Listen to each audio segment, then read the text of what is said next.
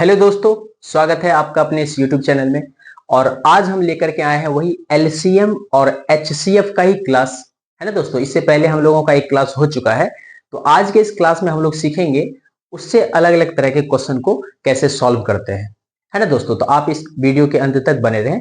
तो सबसे पहले अगर हम बात करें LCM की, किसकी बात करें दोस्तों?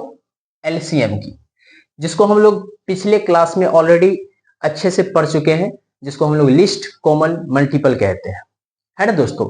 ये जो एलसीएम होता है, एलसीएम फाइंड आउट करने का तरीका जो बचपन के क्लास में हम लोगों ने पढ़ा है उसको भी देखा था, और जो ट्रिक होता है दोस्तों, ट्रिक से भी हमने आपको बता दिया था, थोड़ा सा वहां पे मैंने उसके बारे में डिस्कस किया था। तो आज की इस क्लास में हम टोटल कॉन्सेप्ट को सीखने वाले हैं। जैसे मान लीजिए 16 है, 32 है, 48 है ना दोस्तों, 64 है।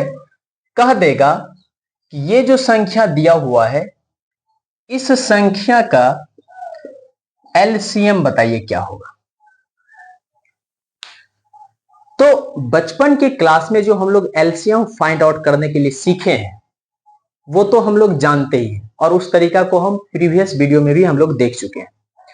हम लोगों को बिना कॉपी बिना कलम के हम इसका एलसीएम कैसे फाइंड आउट कर सकते हैं।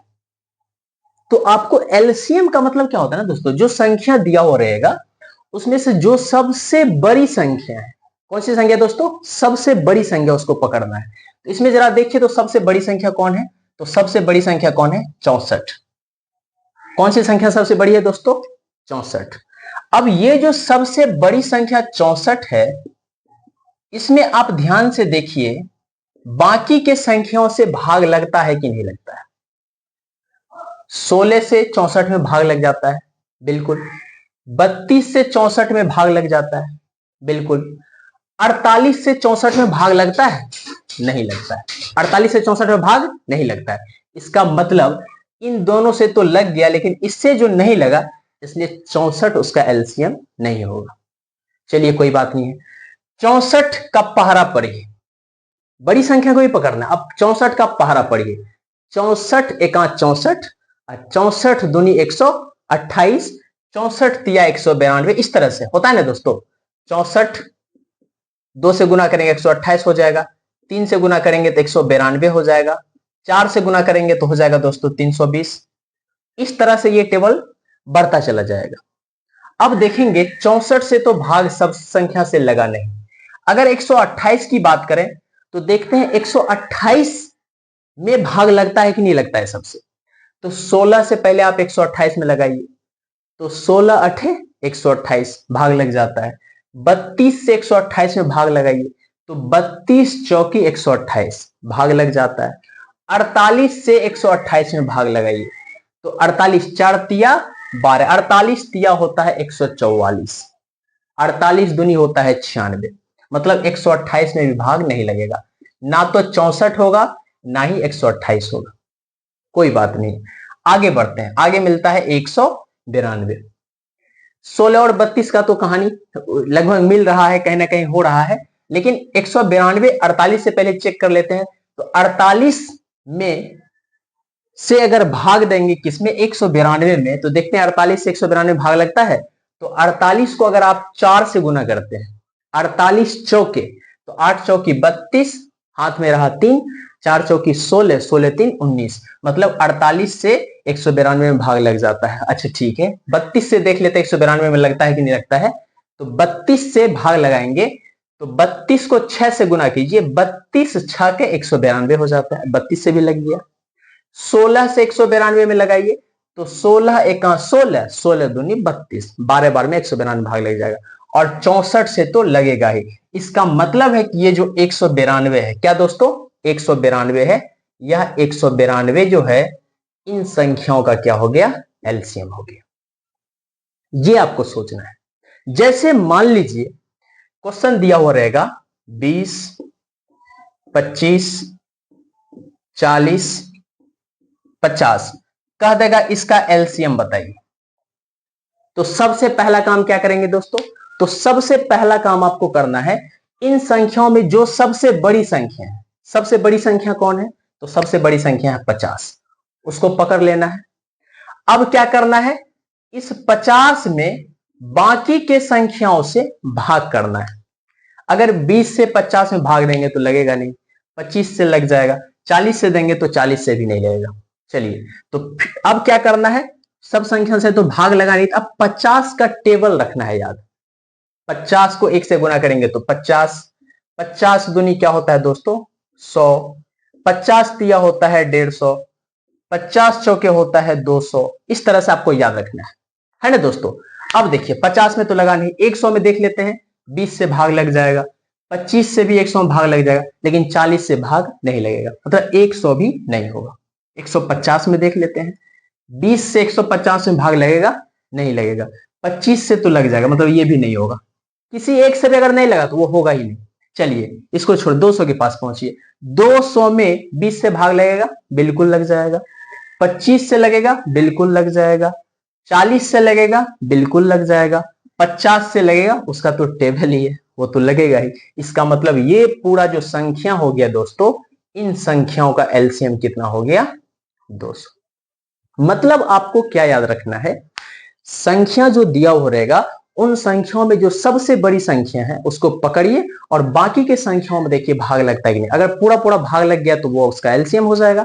अदरवाइज अगर नहीं लग रहा है तो उस बड़ी संख्या के टेबल को आप क्या कीजिए, लिख लीजिए, है ना। लिखना नहीं है, आपको मन में ही मल्टीप्लाई करना है। छोटा मोटा मल्टीप्लाई तो मन में हो जाता है ना। जैसे 50 का था, 50 का टेबल हम दिमाग में सेट करते गए, फिर क्या करेंगे, बाकी में देख लेंगे डिवाइड होता है कि नहीं होता। अगर होता है तो बस डायरेक्ट लिख देंगे, उतना झमेला नहीं करना पड़ेगा, है ना दोस्तों।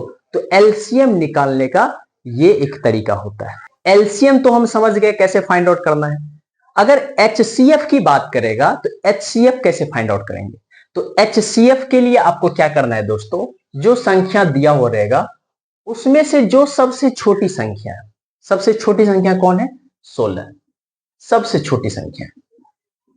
इस छोटी संख्या से देखेंगे बाकी के संख्याओं में भाग लगता है कि नहीं लगता है।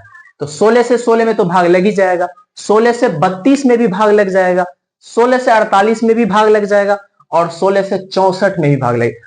इसका मतलब ये हो गया कि 16 से सभी संख्याओं में भाग लग रहा है, तो सीधा आंख बंद करेंगे और एचसीएफ लिख देंगे। कितना हो जाएगा दोस्तों 16 हो जाएगा, है ना दोस्तों। अगर मान लीजिए ये रहेगा 20, 25, 40, 50, यही एग्जांपल हम क्या किए थे, एलसीएम में भी लिए थे, तो एचसीएफ में भी यही एग्जांपल ले लिए।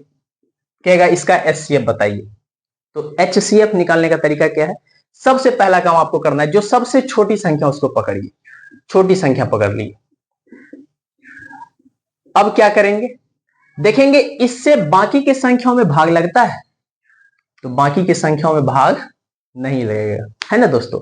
तो क्या करेंगे, इस 20 का आप क्या कीजिए, फैक्टर निकालिए। तो 20 का फैक्टर जब निकालिएगा तो हो जाएगा 4 और 5, 4 का भी 2 2 होता है, वो भी आप लिख सकते हैं। 4 और 5 ये 20 का फैक्टर है ना दोस्तों। बाकी नहीं होगा तो फिर उसको करेंगे। 4 और 5 हो गया फैक्टर। 4 से देखते हैं 20 में भाग लगता है, लग जाता है। 25 में लगेगा, नहीं लगेगा, मतलब 4 होगा ही नहीं। 5 से देखते हैं 20 में भाग लगेगा, लग जाएगा। 5 से 25 में लगेगा, लग जाएगा। 5 से 40 में लगेगा, लग जाएगा। और 5 से 50 में भी लगेगा, लग जाएगा। इसका मतलब एचसीएफ इसका क्या हो जाएगा दोस्तों 5 हो जाएगा, है ना दोस्तों। अगर मान लीजिए ऐसा रहे,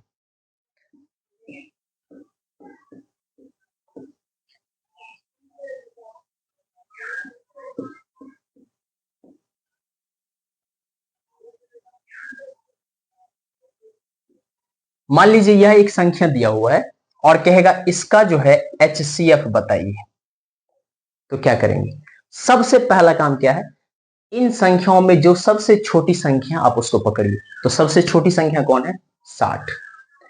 अब इस संख्या से देखिए बाकी की संख्याओं में भाग लग रहा है कि नहीं लग रहा है। तो आप जब देखोगे 120 में लग जाएगा, 240 में लग जाएगा, लेकिन 380 में नहीं लगेगा, मतलब ये नहीं होगा। इसका फैक्टर निकालिए। इसका जब आप फैक्टर निकालोगे ना, इसका फैक्टर आएगा, आप अगर डायरेक्ट करते हैं तो 4, एक आ जाएगा आपका 15, है ना दोस्तों। बड़ा संख्या कोई ढूंढ के फैक्टर निकालना है, उससे नहीं होगा तो फिर उसका फैक्टर निकालेंगे, छोटा निकालेंगे, है ना। आपको पहले बड़ा संख्या से ही फैक्टर निकालें, क्योंकि महत्तम समापवर्तक का क्या होता है, महत्तम मीन्स होता है बड़ा, बड़ी से बड़ी संख्या, है ना दोस्तों, ये आपको याद रखना है। तो 4 से अगर हम चेक करते हैं 60 में भाग लगता है, लग जाता है, 120 में लगता है, लग जाता है, 240 में लगता है, लग जाता है, और 380 में लगता है, 4 नंबर 36 20, बिल्कुल लग जाता है। 15 से चेक करते हैं, 15 से लगता है, 15 चौकी 60 लग जाता है, 120 में लगता है, 15 से लग जाता है, 240 में लगता है तो 15 का 15 9 0 बिल्कुल लग जाता है, और 380 में लगता है तो 15 दूनी 30, 15 तिया 45, 30 80, 15 से नहीं लगता है। तो लेकिन 4 से क्या हो जाता है दोस्तों, लग जाता है ना दोस्तों, 4 से लग जाता है। तो इसका जो HCF होना चाहिए वो होना चाहिए 4। लेकिन यहाँ पे एक और बात आ रहा है, अगर आप इस 15 का फैक्टर करोगे तो ये 15 भी तो 3 और 5 में आ जाएगा, आएगा ना दोस्तों, 4 का तो 2 और 2 हो जाएगा, 15 तो 3 और 5 में भी आएगा ना। तो 15 अगर 3 और 5 में आ रहा है तो 4 से तो बड़ी संख्या 5 हो गई। तो आप 5 से भी चेक कर लीजिए, लगता है कि नहीं लगता है। 5 से 60 में लगता है, लग जाता है। 5 से 120 में लगता है, लग जाता है। 5 से 240 में लगता है, 5 चौकी 20, 5 अठी लग जाता है। 5 से 380 में लगता है, 5 से 380 में चेक कर लेते हैं, 5 सत्ते 35, है ना दोस्तों, 35 3 0 5 6 30 लग जाता है। 3 से लगता है, 3 से भी लग जाता है, इसमें भी 3 से लग जाता है, इसमें भी लग जाता है, और इसमें 3 से नहीं लगता है। मतलब 4 के साथ साथ 5 से भी लग जाता है। 4 के साथ साथ किससे लग जाता है दोस्तों, 5 से भी लग जाता है। तो महत्तम समापवर्तक का डेफिनेशन होता है बड़ी से बड़ी संख्या जिससे पूर्णतः विभाजित हो जाए। तो बड़ी से बड़ी संख्या 4 होगा कि 5 होगा, तो क्या हो जाएगा दोस्तों, 5। तो इसका जो राइट आंसर हो जाएगा दोस्तों, इसका HCF कितना हो जाएगा, 5 हो जाएगा, है ना दोस्तों। देखिए हम लोग गलती कर देते, 4 दे देते ना, क्योंकि 4 भी हो जाता है। तो ये भी आपको याद रखना है। तो ऐसे क्वेश्चन को हम आपके सामने ला करके दिखा दिए। जैसे मान लीजिए दोस्तों ये दिया हुआ है 2 3 5 7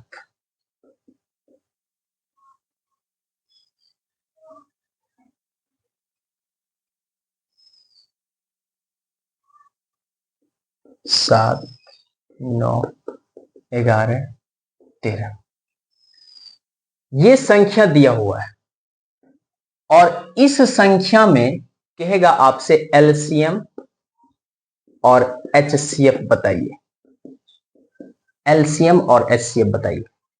तो LCM के लिए क्या करते हैं, बड़ी से बड़ी संख्या को ढूंढते हैं, और HCF के लिए क्या करते हैं, छोटी से छोटी संख्या को ढूंढते हैं। HCF का काम होता है दोस्तों कॉमन लेना, क्या काम होता है, कॉमन लेना। और LCM का काम होता है जो कॉमन के अलावा भी संख्या उसको, उन सबों को भी मल्टीप्लाई कर देना, है ना दोस्तों। अगर हम इसमें LCM की बात करेंगे दोनों में, तो इसमें तो देखिए यहां 2 है, यहां भी, यहां 2 नहीं है, यहां 2 है, इधर 2 नहीं है, तो 2 तो लिखाएगा ही लिखाएगा। 3 है, 3 इधर नहीं है, 3 भी लिखाएगा। 5 है, 5 इधर नहीं है, तो 5 भी लिखाएगा। 7 यहां है, इधर भी 7 है, 7 एक लिख दीजिए। 9 भी लिखाएगा, 11 भी लिखाएगा, और 13 भी लिखाएगा। इसका जो मल्टीपल आएगा दोस्तों वो हो जाएगा इसका क्या, LCM, ये आपका LCM होगा। लेकिन HCF की जब बात की जाएगी तो कॉमन देखिए, एक यहां 5 दिख रहा है आपको, 5 तो है ही नहीं, यहां 7 दिख रहा है, यहां भी 7 दिख रहा है ना दोस्तों। तो इसका जो HCF हो जाएगा वो क्या हो जाएगा दोस्तों, 7 हो जाएगा। क्या हो जाएगा दोस्तों, 7 हो जाएगा। तो ऐसे क्वेश्चन भी एग्जाम में आते हैं।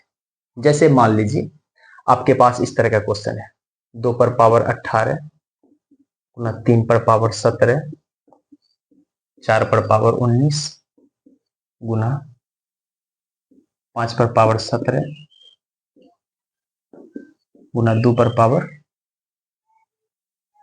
15 गुना 3 पर पावर 17 गुना 4 पर पावर 20। मान लेते हैं ये दिया हुआ है, और इसका कहता है LCM और HCF निकालिए। तो एलसीएम का काम क्या है, बड़ी से बड़ी संख्या को लेना है। 2 पर पावर 18 है, तो 2 पर पावर 18 आपको कहीं दिख रहा है, नहीं है, तो 2 पर पावर 18 लिख दीजिए, गुना 2 वाला का काम खत्म।